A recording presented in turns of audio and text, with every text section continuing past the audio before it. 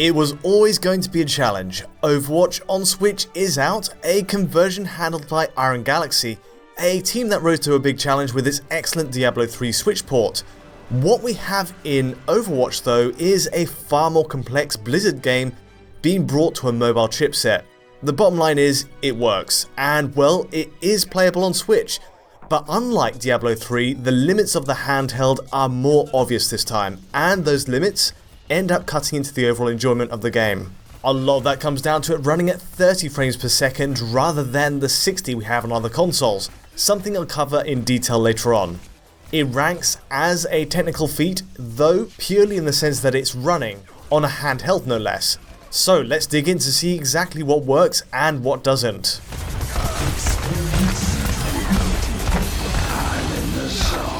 First off, the positives. You'd be hard pressed to find a better way to play Overwatch on a handheld. That can't really be understated.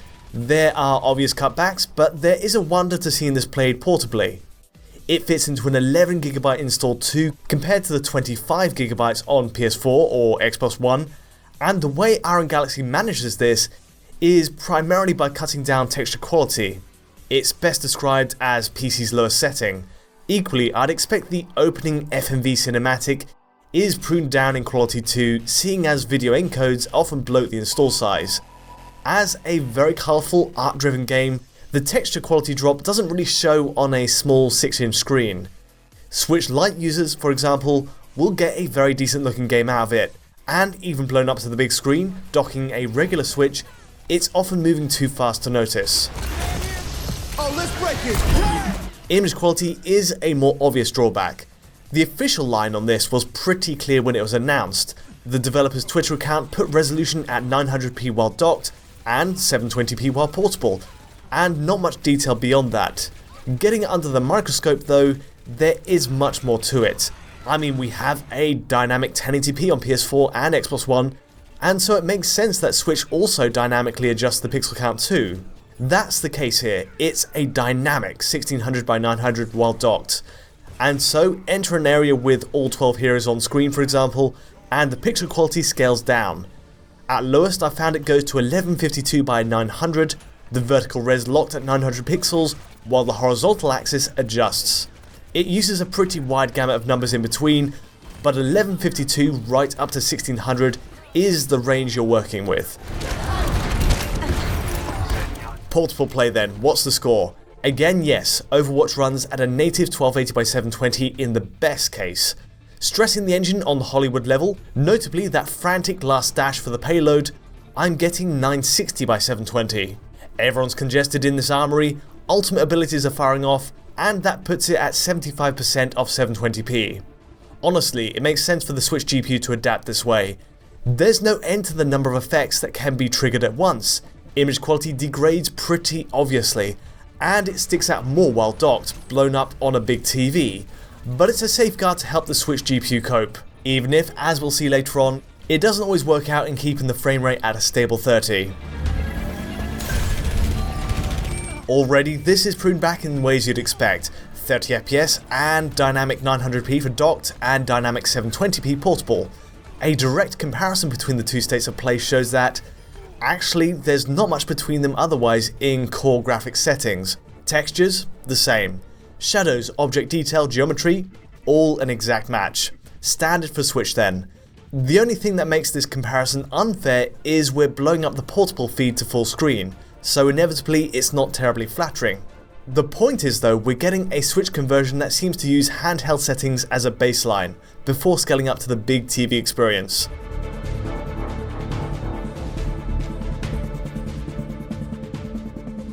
A lot translates to this engine, as is from other versions. You'll notice object physics work as they always do, knocking in all directions from bullet fire.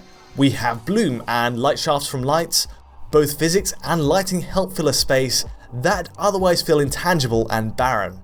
Overwatch's map designs have always been brilliant because of this.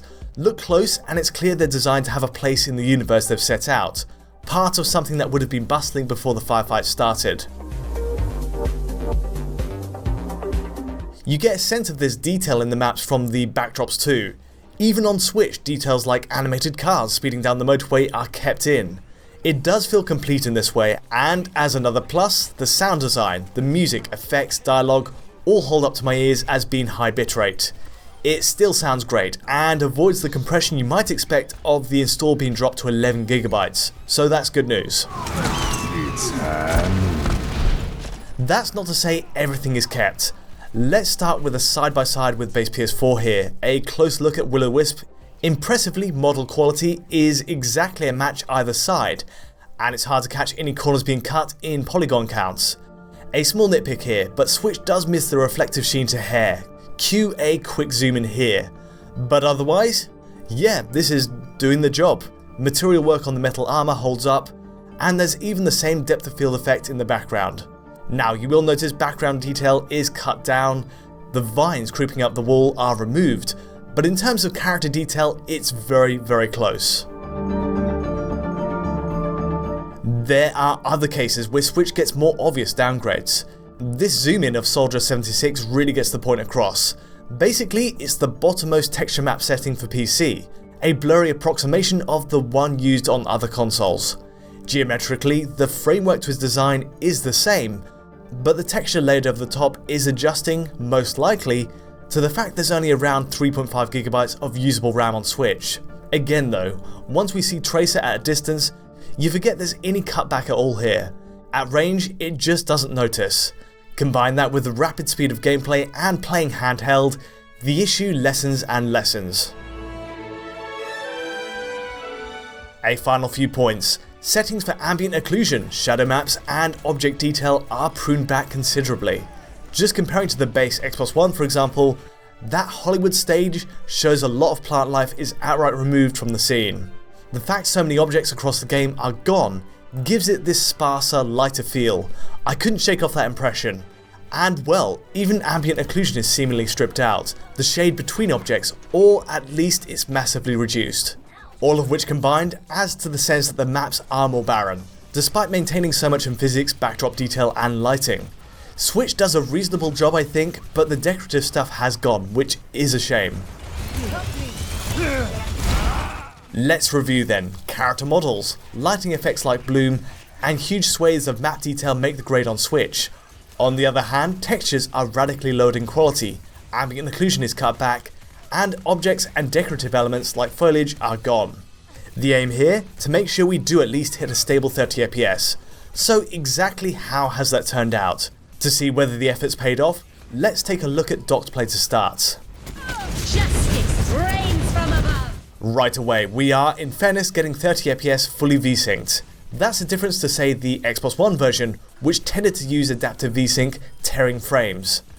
Getting a frame update every 33.3 milliseconds on Switch though is unfortunately going to stick out if you're used to the 60 FPS on other consoles, where the feedback comes in at 16.7 milliseconds per frame. It's hard to ignore, but that's the reality of the conversion. Supposing you can adjust to 30 FPS though, I'd say a bulk of the experience is very stable. Play towards any real action and well, it is blighted by a few issues as you'll see. First up, there are uneven bouts of frame pacing.